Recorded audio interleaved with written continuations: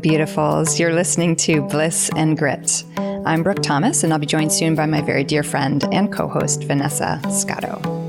On this show, we're talking about being students on the embodied spiritual path, and what does that even mean? What is a real, genuine evolution of our lives? How do we ultimately embrace all of the things, the beauty and crazy, the joys and the messes, the bliss and the grit that is a human life? We are attempting to sort that out for ourselves here on the show, and we're so grateful that you are on the ride with us. In today's episode, we're getting into a long-standing debate between psychology and spirituality, and we're solving it once and for all. I'm just kidding, but we are pondering it. So many would say that psychology as a field and spirituality are diametrically opposed. But to Vanessa, them's fightin' words. So we get into why they can be viewed as opposing and how really they aren't so much. The conversation gets into the larger umbrella question of what spirituality even is. I find the word spirituality to be pretty corrupted, and that words generally are clunky to use. So I think getting at what we're actually talking about when we do say that is pretty useful. So needless to say, it leads us down many paths. What's truly alive in us? What are our containers? How do we snake charm ourselves and others? So much to say.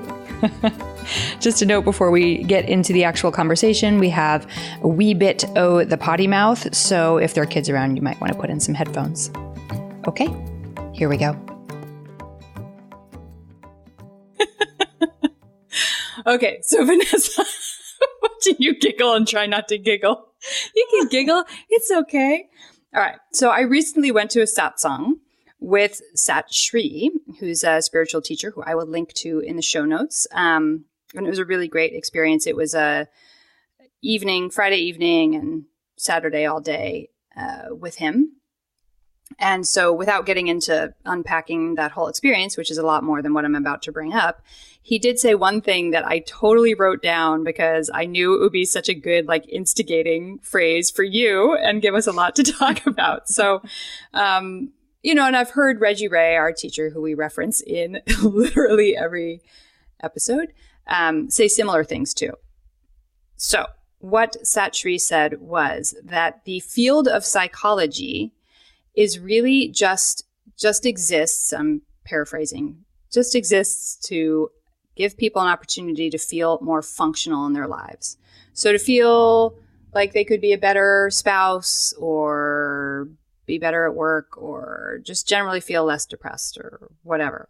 But that's what psychology is for. And that the spiritual path is the total opposite, because what it wants to do is to completely tear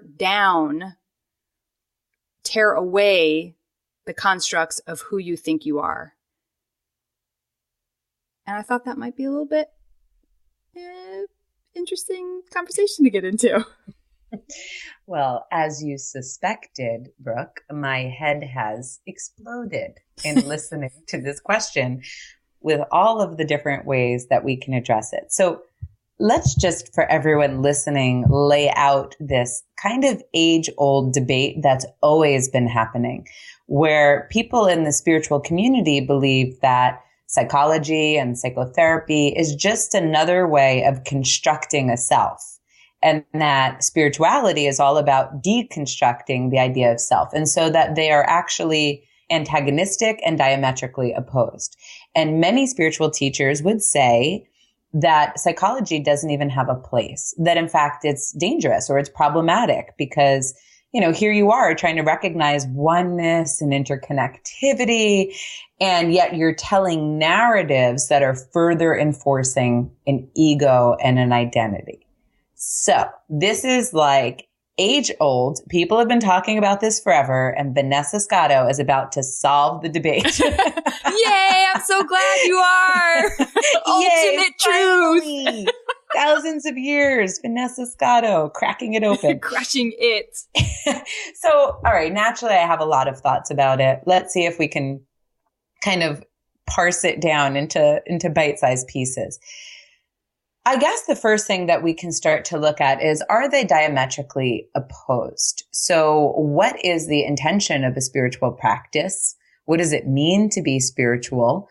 And then, is psychology diametrically opposed to that? Is it not useful in that exploration? So I guess we can start with you and I talking about what spirituality is to us, because it's really that point of reference that can define a whole conversation. So as you all have heard me say in other episodes, I think actually in great extent, spirituality is about making space for yourself to exist.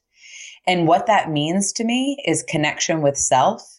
And as you connect with self, truly, you automatically are in connection with everything, with everyone, with this earth, with sacredness.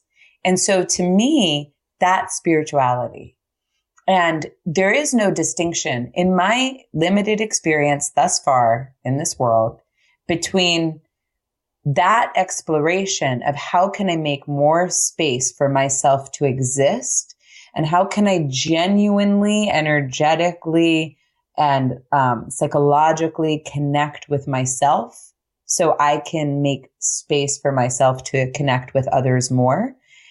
To me, it's all the same. I don't see it as separate and distinct. So I get the concepts that teachers like that are talking about. I really do. Only I have a hard time from my experience in following that line of argument.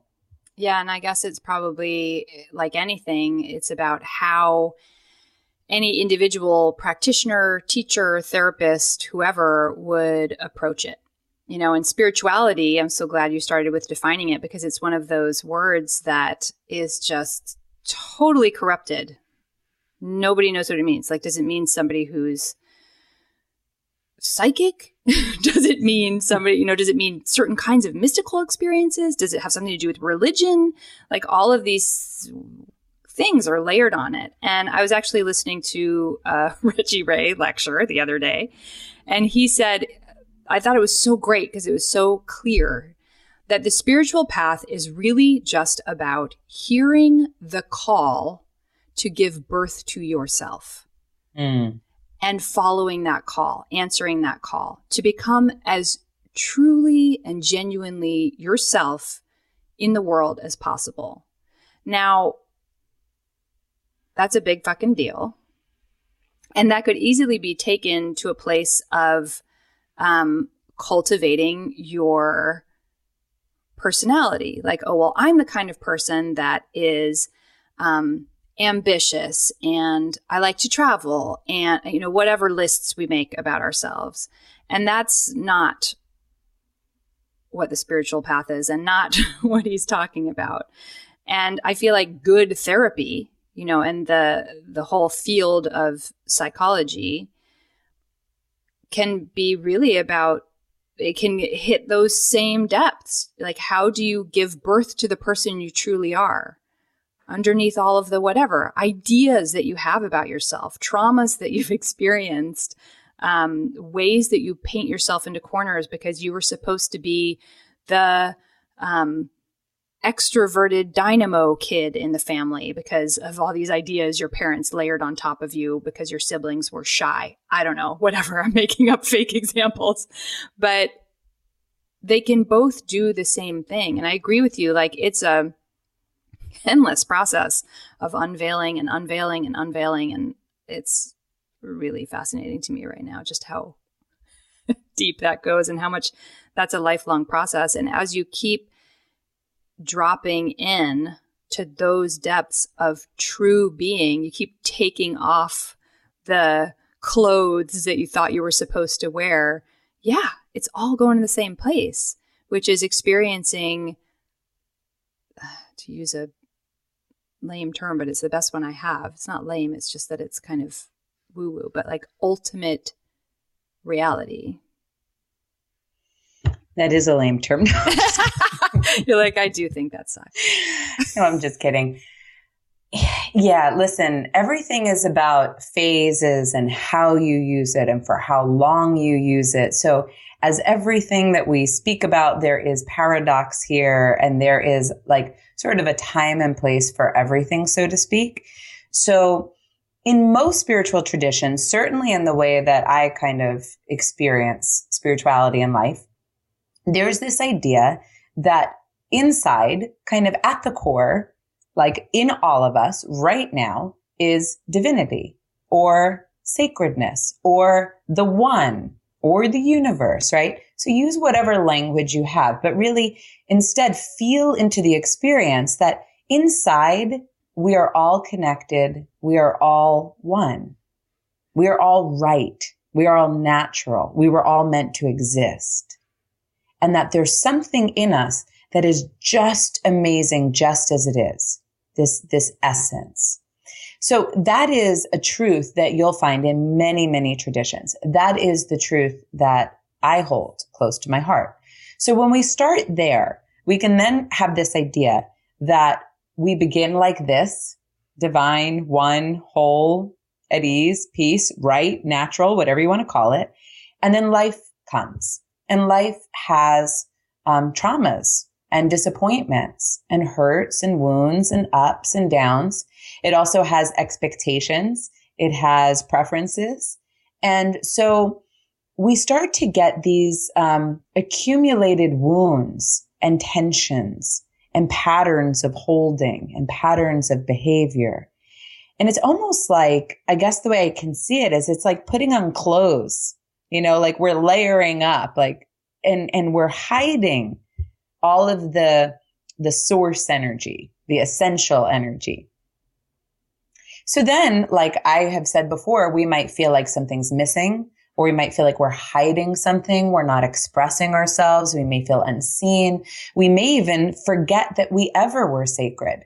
And we may even begin to believe we are these clothes that we're wearing. We are these layers. Or we all do that. Yeah. So that is, to me, sort of the evolution as we start to get more free. It's like we're stripping off these layers, right? We're stripping off the clothes. We're stripping off the conditioning. We're stripping off the wounds and the expectations. And we're just making more space. We're just more uncovering, more remembering what we are, what we always were and what we are. Okay. Does that make sense so far, Brooke? Yes. Okay. I'm with you. Awesome. Great. Okay. So then this is what I think. Therapy is there for people to start to process the wounds, the traumas, the expectations. It's there for people to start to learn that their feelings are okay, that their feelings, which are spontaneous expressions of themselves, are welcome. And then to learn how to manage it. Yes, manage it. We're actually, managing for a little while. Like manage, like I don't have to think like this, and I can feel like this, and I can shift it. And that's great. And I think that's what psychology comes into play, is like how you can start to interface with some of your traumas and some of your conditioning in a way that's open, caring, kind, wise, and in touch with reality. So to me, in a way, it was my beginning process to my spiritual journey. I don't know. What do you think? Is that making sense for you? Yeah. And as you're talking, I'm trying to put it into an example because I'm curious. So like, let's take a common example, somebody who has anger issues, and every time their spouse triggers them, they yell at them. They get big and in their face and angry, and they don't want to be this person. They don't want to be the angry person. And their spouse is like, I'm going to leave you if you don't go to therapy. So they go to therapy and they're like, I need to learn how to control my anger. Mm-hmm. And let's say they have a therapist who has the orientation of like, yeah, let's help you manage your anger. Now, there's a million ways that can go based on the therapist and based on the individual and their whole ecosystem. But you can see how that, usually in therapy, like it can be steps towards taking off the clothes, because maybe they, get into family patterning, right? About how they grew up as a kid, and they start unraveling that snarl of thread in their own psyche. That means that they can start to see a pattern about themselves that isn't necessarily truly who they are, and they can start relating in their own life and to their own spouse differently. So that I can totally see. But where I can see his point, or where I can see a differentiation between therapy and spiritual practice is that you can just kind of keep it at that level of like, are you managing your anger better? Great. And people can also use it as a way of further binding themselves. So again, this is where I say it depends on the therapist, depends on the individual. But if in my imaginary example, this could be somebody who's just figuring out how to better suppress the hell out of themselves and shut the hell up so that their spouse doesn't leave them, which of course turns into this whole other explosion somewhere else. And that's different than, on a spiritual path, there aren't these expectations ideally layered on from the beginning. It's like and you and I are in a lineage that's all about show up, practice, see what unfolds, right? So that's not every spiritual path, but like, let's say ours, there's no prescription of like, you're necessarily going to become a less angry person. Your spouse won't leave you. Like maybe what happens is you show up, you practice,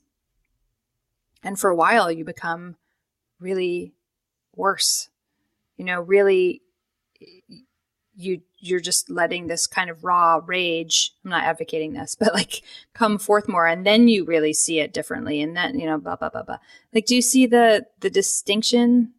Yeah, I see the distinction. So obviously lots of caveats, right? Good therapists, you usually wouldn't allow that person to just repress it because most of therapy is really aimed at the roots more than the management. But again, many caveats there. But even with that, it's also not true that all spiritual traditions would make space for you to have that angry experience and not put an expectation on you. In fact, I think you could find in many spiritual traditions still that the expectation exists. And I think I'd venture to say there are more people who have a spiritual belief system that suppress and repress their feelings than people who don't. Yeah, hell yes to that. Like when I went through a breakup with someone who cheated on me and I was like so upset and like, I just couldn't feel angry about it. I couldn't. Now that actually probably had more to do with my childhood and my psychological wiring, but I was using many a spiritual ideal to keep that going and to justify it and not to think of it as unusual, right? So, anger is useless. Why feel angry? Like forgive. So I think actually, if you look into spiritual traditions, there's plenty of expectations that are designed for you to not necessarily find freedom. And even if you don't have a teacher saying that to you, look hard enough and you'll find the right teaching that will reinforce whatever that belief system is. So that's part of it. But also, maybe, and this is such a big, complex question, I'm not even sure if I know how to ask it, but maybe the idea that you have to look at is what is the goal of spiritual practice? I mean, what are you trying to help people towards if you teach them meditation or if you do one-on-one practice with them, either through therapy or spirituality? Like, what is your goal for people? And I think that's an interesting question because not everybody wants contact with ultimate reality, right? But if they can evolve to recognize like, I've been acting out of anger because I saw that in my past and it's been a habit and it's hurting people and I don't need to do that anymore. I can have a choice. I can learn this tool where I take 10 seconds of breathing and stop. Is that not at all spiritual evolution? Can then not be classified as someone evolving themselves? I mean, I ask it as a question. Yeah, no, in that I can certainly see that those things are parallel. And so I guess the thing that might be more illuminating right now is going to the other question that you asked, which is on the spiritual side of that equation, like, what are we talking about when people say all this stuff? Like, it's about completely, like, you will have your personality, your history, your proclivities, your whatever, down the toilet. We just need to tear down all the walls and you're just going to become, one with the universe. When these days we've got a whole bunch of people actually kicking around who have had really genuine and complete-ish awakening experiences, meaning that they experience ultimate reality all the time. That's just the switch in their head. So Eckhart Tolle, Byron Katie, Adyashanti, Kieran, our mentor. Like there's a lot of these people around and they all have personalities. So I guess that's of interest to me. Where does this spiritual ideal come from that we're going to completely not even be able to identify with any of our histories or anything that we were before? Because I feel like it's nuanced. I've heard some of these people say, like, I was a completely different person afterwards. I don't know. I don't know. And you know what? Like, for example, have you ever listened to Muji? Mm-hmm. Okay. So Muji just did a clip on Facebook the other day that someone shared and I saw, and, he was basically telling you not to have narrative, like spend the whole day without any narrative. Like, don't think about why, don't think about what, like just shower and wash your dishes because that's it, because that's who you are. You are this quiet. You are this present tense. You are this space. And that sounds wonderful. That's not my experience yet to be that all of the time, but that makes sense to me. So then you would think, well, in the present tense, in that experience, there's not history, there's not trauma, there's not identity, which is what I think Sat Shri is probably speaking about, right? Mm-hmm. Like you're working with identity and you're working with history. So that's great. It makes you more functional in this material world where identity matters, but it doesn't enlighten you at all. It doesn't awaken you at all. And then I can get that. And at the same time, I think it was Adyashanti who said, like, you're going to deal with it on the front end of awakening or the back end of awakening. But sooner or later, you're going to deal with your human wounds. Yeah. You're going to deal with it sooner or later. We all have to come to terms with it because the way I experience it as I go through my healing journey is like these wounds, these traumas, these histories, these belief systems, they are stored like in my very DNA. They're stored like twists in my diaphragm where I can't breathe. They're stored like constrictions in my chest where it can't open, or like in my fight or flight muscles that are always ready to run, or the anger that's stored in my jaw. Like it's stored. And then as it's stored in the cells, it's always echoing a certain thought, a certain belief, a certain feeling, a certain behavior. So we all have that because we are all human. None of us were just born enlightened, which means that we've gone through experiences. And as we've gone through experiences, we've collected, as Buddhists would say, karma, or as psychologists would say, wounding and trauma. Or as you would say, clothing. Clothing, as you will all say now, my genius clothing statement. And we all have this, right? And that's just human. So show me a teacher who was not once a baby in diapers and was not once human, having a preference. I like ice cream or I don't. I like, pizza better than pasta. Like, show me any spiritual teacher who had no preference, was not human, did not have an experience. So with that in mind, I think again, it comes down to this idea of like, we have to meet ourselves where we're at and just go one step beyond. So, for a person who is in the midst of grappling with a lot of clothing on, they're feeling like suffocated. They can't find who they are. They can't feel who they are. They feel shrouded. They feel heavy. They feel tense. If I just say to them, everything is one and it's all within, and just let that shit go. Right. It's like, what? It's so far removed. It's so impossible that the only way they could possibly attain that is to pretend to themselves that they've attained that. It is to shut themselves down. And since that's a hard thing to do, although some people are capable of that level of dissociative functioning, most people instead will just beat themselves up because they are the uniquely fucked up one who cannot see that everything is God like their teacher told them to. Right. So there comes a point where I do think it's true. And like, stop talking about the past. You've done it. It's over. You've healed a lot. Now get that you're sacred and get that you're one and feel connection and expand. But different medicine for different people at different times. It makes me think about, I can't remember if I shared this with you all in an episode before, but Kieran had said something to me that really made sense about how we evolve as people. that, we start off, and the kind of beginning phase of our personal evolution is we think we have no choice. We think we have no choice about our life circumstances. We think we have no choice about how we think. We think we have no choice about how we feel. We sort of feel victims of circumstances. And nothing really can move very well in that place, right? Because we do actually have a way that we can engage with it. And as long as we're not, things tend to stay the same. So that's the first level. The second level, as we shift and evolve, is we recognize, oh my, I have choice. There's something I can do about the way that I think. There's something I can do about the way that I feel. If I'm not happy in my life, I can actually interact with that and start to shift that. And that's a real maturational leap that some people never reach. Y'all may know some people who never got out of the idea that they can be empowered to shift things at all. They constantly feel like their feelings are pulling them around or their behaviors are pulling them around. So it's a leap. Now, once you realize you have choice, you start to manage your feelings. You start to manage your thoughts. You start to manage your energy.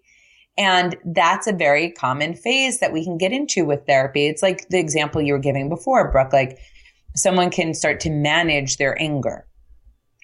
Great. You know why? That anger was really like not so healthy for you. It was causing problems in your lifestyle. And maybe now, just like Satri said, you'll be a more functional person if you can start to manage some of this experience. Then the next step is you actually go on to transform them. Then you start to transform the roots. Then you start to strip off the clothing, release the wounding, release the tensions, move more freely, breathe more freely, make space for yourself to exist. And that's when things really get interesting and start to just change beyond recognition, right? So do you like that map? Yeah, totally. And I think that it gets to the point that a lot of times it's just that we're putting words on things that words are always clumsy when we're talking about experience and very genuine experiences. And so the words we're talking about right now are psychology or therapy on the one hand and spirituality on the other. And we sort of divide them and we make them these dualistic, poles, these opposing situations. And really words are super clunky, but what we're describing is the exact same thing, which is, if these things are undertaken in a very genuine way by the individual, and if they're undertaken under the guidance of sincere teachers or therapists, then it's really just about a deepening and an evolution of a human life, of each individual human life. And that is really the sacred process. And that this word, spirituality, which can be made to mean so many different things, really at the end of the day just comes down to that, a very profound deepening of the fact that you're here, you, the individual, living this life, and all this stuff is coming through you. Yeah. There was this book written a while ago called Wired for Joy. And it was talking about how on like a basic neurobiological level, actually, we should be in bliss more. We should be in joy more. And then, of course, why aren't we? Why do we have such high levels of depression and all of these other things? But there's a lot of things to find that, like, on a very base level, as much as we're reptilian and survivalistic in our lizard brain, we are wired for love. We're wired for joy. We are wired for peace and harmony. And so I feel like we recognize that there's more to the story, all of us, for all of us listening, like there's more joy we can experience. There's more love, that like we've been closed to certain things based on what we've been through in our lives. And I think whatever process you're taking, be it Rolfing or psychology or spiritual practice, whatever route you're taking, that's kind of the idea, is how do you recover your wholeness, like that potential to love, that potential to feel joy? How do you unblock the places that have inhibited you? And I think we all know that we're inhibited. I think we all sense that in some way, shape, or form, we are inhibited. We know it. So that's sort of how I see it. And also, why do we always have to have such tremendous goals for ourselves? It's like, okay, so let's say as Americans, we're going to follow a spiritual path. Well, then obviously it has to be towards enlightenment or Right, what? I know. Like, Yeah. or towards saintliness or Yeah. towards holiness. Like, we all have to either be Mother Teresa or like we stink. Like, what if just recognizing you have a choice in this lifetime was a lot to do? Is that not a viable path? Is that not recognizable? Like, what if in this lifetime, all you had to do was learn to trust that love exists? Yeah. And like, that was it. And like, I don't care how you go about learning to trust that love exists. If it's a life coach, a meditation class, a Fearless Living with Rhonda Britton, a book, I don't care, you know? And I think it's all spiritual because it's all sacred. And that's obviously what you and I believe. I will add one thing though. If you're walking a spiritual path and you believe that there's something greater than just what meets the eye on this human journey, and you're looking to kind of heal some things and release some things, it does help if your practitioner sees that, knows that. Like, it does help if the person that you're talking to or being rolfed by or doing yoga with or whatever actually believes that there's more to the story and has contacted this larger, more to the story thing, because then the psychological process, the healing process, the unwinding process is held within this much larger, more expansive container of, and there's more to the story. And what is that? This curiosity about the sacredness. And that I do think is important, because I do think it's like everything we're saying. We started off with the paradox. We can super identify with our history. We can super identify with our wounds, with our stories, with our circumstances. And in order to get that level of freedom, we need to have someone who doesn't buy into it and identify it with us. So in other words, if someone only ever saw me as Vanessa Scotto, Italian-American girl from Queens who went through X, Y, and Z with her family and still grapples with anxiety, like, how would I see it differently? Yeah. If that's my trusted source. And so as we go through a psycho-spiritual healing, I think part of what we're learning to cultivate is faith, that there's something more, that there's something that we can contact what's missing, you know? And if that person we're working with doesn't experience that or hold that to be true, then we will most likely have a more limited, more typical, more egoic exploration. And that is not bad, but there will come a point at some point where those clothes will be too tight, Yeah. and not enough things will change. Yeah, our containers change the experience we have so much. And I feel like a lot of the work of unfolding is about noticing the containers that we're holding, or our communities are holding, or in this case, our teachers or therapists or rolfers or whoever are holding. Because it can, you know, I think one of the things, like when spiritual teachers talk about therapy or psychology as a barrier or as something even detrimental to the human journey, I think what they're actually referring to is what I call fondling the darkness. You know, that you get your labels, you know, of who you are and what your story is and what you're up against.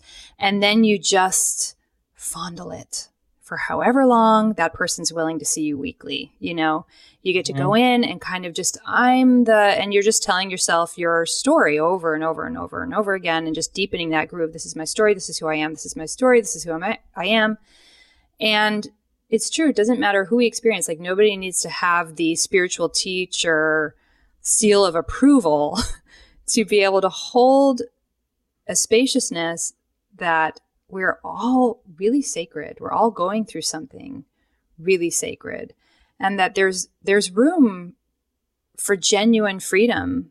There's room for joy. There's room to change things radically. You know, I feel really lucky that in my life, I got that lesson really young. You know, when I was 16, my mom has given me permission to talk about this publicly, but my parents got sober when I was 16. And without going into that whole story, you know, I'm almost 42 now, and there's still sober. And it's like, what a great opportunity to see that, like, sometimes one day everything can change. Like, holy shit. And suddenly the container for everything gets so much bigger. People do this. And like, that's a big deal. Talk about shedding karma. You can call it getting sober, but like, that's just taking off a whole lot of layers of clothes and then doing the work to remain sober all those years. It's like, that is spiritual practice big time. And we all have those examples of things that can be described in psychological terms that are absolutely about the vast and sacred experience of just being here and being alive.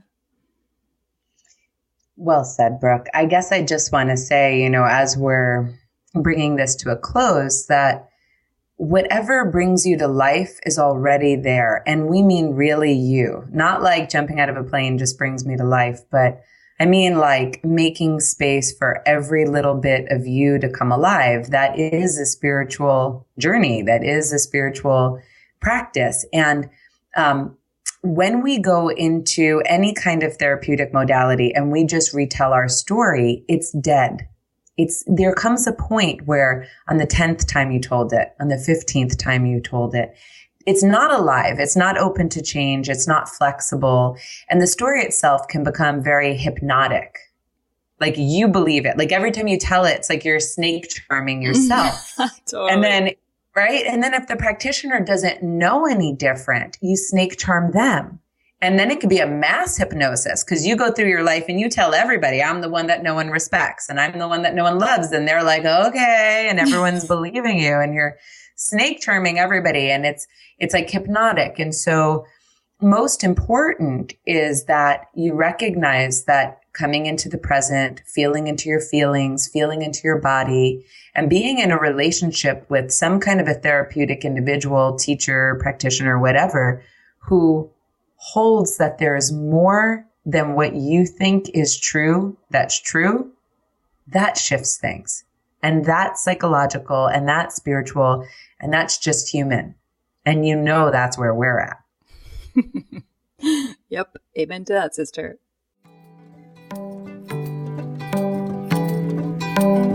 Thank you so much for listening to today's show. The show notes, including any resources that we have mentioned, live at blissandgrit.com. If you go to the website and scroll down, you will see each episode's separate post, and the resources for each are within there. You can also come play with us on the social media channel of your choosing. We're mostly on Instagram and Facebook, and we're Bliss and Grit at those places. If you want to support the show, you can write us a review on iTunes or Stitcher. iTunes and Stitcher like to collect a bunch of reviews before they show the world that you exist. So that would be very helpful as we're getting things started here. And if technology isn't your thing, but you are enjoying the show, well, then you can just tell your friends who you think might really resonate with it. And for that, we are very, very grateful. We'll be back again next week. Thank you again so much.